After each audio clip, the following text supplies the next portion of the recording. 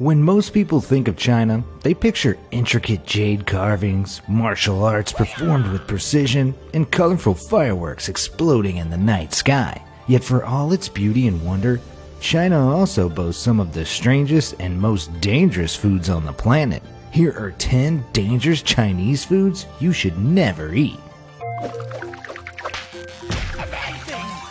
Number 10. Baby milk. I know what you're thinking. What beverage could be healthier than milk? Parents encourage their children to drink it with the promise it'll help them grow up big and strong. But in China, you have to be careful of some types of milk, as they've been known to kill unsuspecting consumers. In 2008, milk and infant formula laced with melamine made it onto Chinese store shelves. Melamine is a chemical used in the production of plastic, including countertops and whiteboards. Added to food, it creates an apparent increase in the food's protein content and covers up illegal dilution. But that isn't all melamine does. The chemical also causes renal failure and kidney stones in humans and animals. Thousands of Chinese parents were horrified to discover that the milk they were feeding their children was tainted. The estimated 300,000 victims included 54,000 hospitalized babies and the death of 6 infants. Arrests and even executions followed the discovery that the milk companies had put profits above people and traded children's lives for cold hard cash. Now, I'm not saying all milk in China is dangerous, but if you do decide to buy some instant formula milk over there, it's probably best to buy a premium brand or from a reputable source, as it's probably not worth the risk, as you never know which factories may again have poor food standards like in the past. Number 9. Garlic. Doctors tell us garlic boosts the immune system. Folklore tells us this tasty seasoning can ward off vampires. Yet Dracula himself might be less dangerous than garlic imported from China. Let's get to the root of the matter. Every plant needs fertilizer and water. Any grower knows that a strict water regimen can increase their yield. But garlic growers in China take a very disturbing shortcut. They've been known to replace water irrigation with fertilization by raw human sewage. Henry Bell, executive officer of the Australian Garlic Grower Association, has expressed his concern about the world's largest producer of garlic, revealing his findings that Chinese growers use raw human sewage to fertilize their crops. After the garlic reaches maturity, a bleach bath leaves the garlic white and about as sanitary as a meal served out of the toilet. Yet an even more deadly chemical than bleach commonly keeps the bugs at bay: methyl bromide. The UN states that methyl bromide is 60 times more damaging than chlorine, with high concentrations causing respiratory distress and death. So, in spite of how delicious garlic tastes, you're better off leaving this chemical cocktail on the shelf. And don't think an organic label will save you. Without regulation in China, organic might just be a pretty word to decorate the package. Number 8. Peaches. Peaches are indigenous to China, but think twice before you open up that can. Considering their origin, you might think a Chinese peach would beat out all others in a taste test. And yeah, they might, just as long as you don't mind a hefty amount of lead in your fruit. Tests published in 2014 confirmed that some Chinese canned peaches contain twice the amount of lead allowed by law. Worse, the low cost means these are the peaches served in nursing homes and hospitals in Australia. This is also not a problem limited to peaches. Many tin cans created in China are soldered with lead.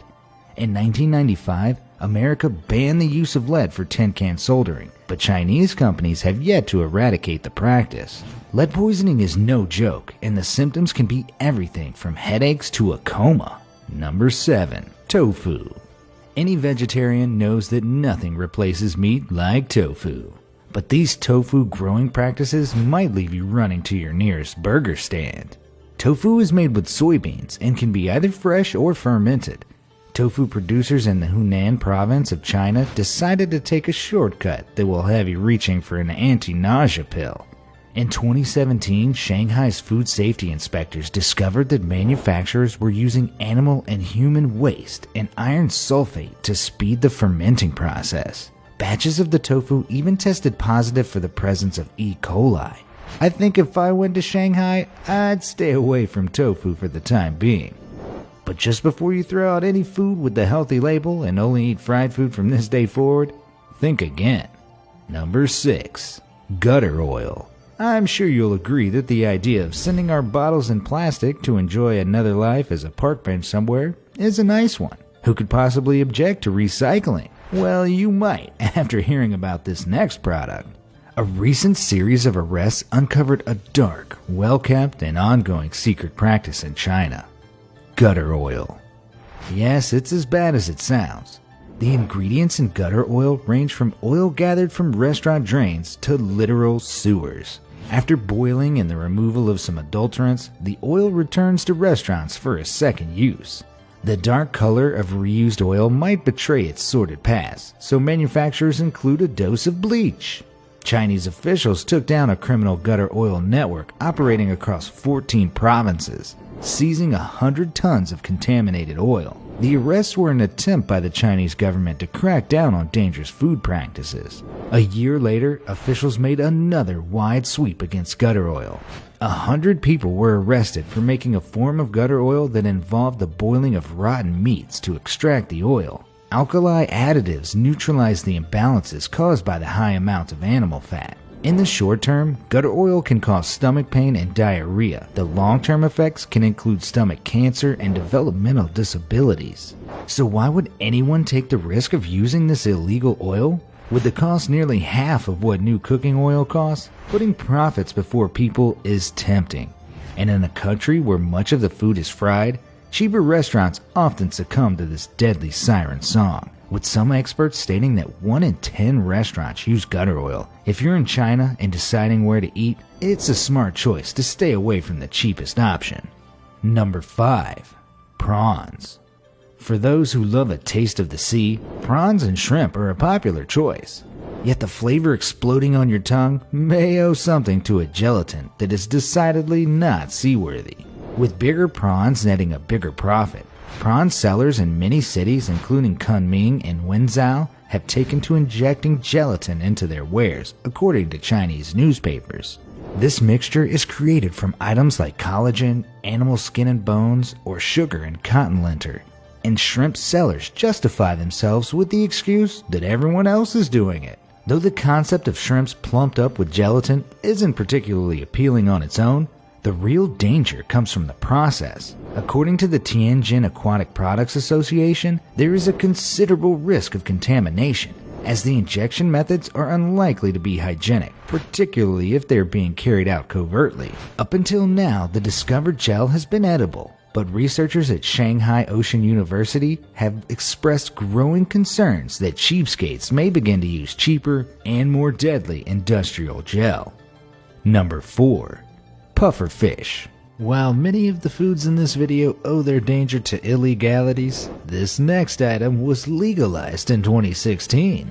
Most people associate puffer fish with Japanese fugu, but it is considered a delicacy in China as well.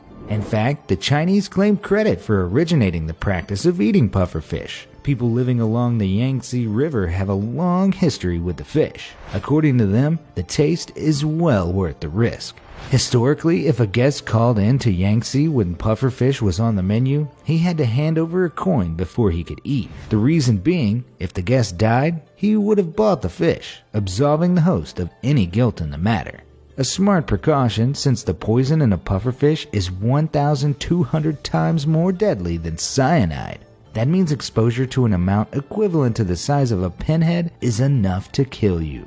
So why was the ban lifted in 2016? Chinese fish farmers discovered a way to eliminate the poison in puffer fish by regulating their diets and selective breeding. Although that was enough to lift the ban in China, I would still urge caution in consuming a fish capable of suffocating you in your own skin. Only a few certified farmers are permitted to farm these fish, so unscrupulous restaurateurs buying from unknown sources and preparing the fish inadequately may be a deadly concoction. Personally, it's a risk I'd rather not take. Number 3. Blood clams. Splitting one of these shells open will leave your plate looking like an episode of CSI. While most clams have clear blood, blood clams have higher hemoglobin and myoglobin content, which creates the vivid red color. But there's more to these clams than just a skin-crawling appearance, as each one comes loaded with a 14 to 16% chance of giving you hepatitis. Although Shanghai outlawed the delicacy many years ago after an outbreak of hepatitis A, that doesn't stop people from selling and consuming these clams that are often grown in water contaminated by sewage. Vendors may face fines or the loss of their business license if caught. Blood clams in China are cooked for around 20 seconds. Any longer ruins that taste, according to blood clam fans. And clearly the taste is something special, as people are still willing to risk their health for their love of a bloody clam. Number 2. Mushrooms. Although murder might not be the intention, consumers of Chinese mushrooms might find themselves wondering if it is. In 2006, 16 restaurant-goers were hospitalized in Beijing after having inedible bolitous mushrooms inadvertently served up to them. The irresponsibly sourced fungi caused liver damage, nausea, diarrhea, and in one case, even a coma. But you shouldn't just be careful about eating mushrooms in China.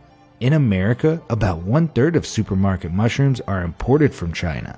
These mushrooms are commonly repackaged, often incorrectly labeled organic, and sourced from a mix of suppliers, so you never really know what you're buying. Many of the Chinese mushrooms approved for import by the United States Department of Agriculture, which are labeled organic, are often laced with toxic heavy metals due to the looser organic regulations and lower quality growing environments in China, often a result of its heavily polluted air. Analysis by mycologist Paul Stamets found that some Chinese-sourced mushrooms contain 22 parts per million of lead, meaning continued consumption could be toxic. Another way these mushrooms can be dangerous is through pesticide contamination. In 2012, the FDA halted multiple shipments of canned mushrooms into the U.S. due to contamination. Even fresh mushrooms carry some danger, since farmers often add sulfur dioxide and formaldehyde to keep them looking fresher longer. Getting your mushrooms from clean environments is critically important. U.S.-grown mushrooms tend to be of a much higher quality due to stricter growing regulations. If you want to be safe, make sure to get your mushrooms from U.S.-grown, certified organic mushroom suppliers with a clear chain of custody. Number 1. Tilapia. Although relatively new to American consumers, tilapia has netted quite a following and is popular for its mild taste and flavor absorption. This fish holds a place in the top 10 most popular seafoods consumed in America. While some people eating tilapia might be thinking about their diets, they really should be considering the tilapia's diet before it wound up a part of their own. What are Chinese tilapia given to eat? Although the answer should be fish food, the reality is that there is a much cheaper alternative. Feces. Yes, according to the University of Georgia's Center for Food Safety, roughly 50% of tilapia raised in China is partially fed with poop, which it will gladly gobble up if no other food is around. And if the poopy fish wasn't enough, antibiotics are loaded into the water to keep the fish alive. Still worse, because of the antibiotic cocktail in the water, Salmonella and E. coli develop into antibiotic-resistant strains.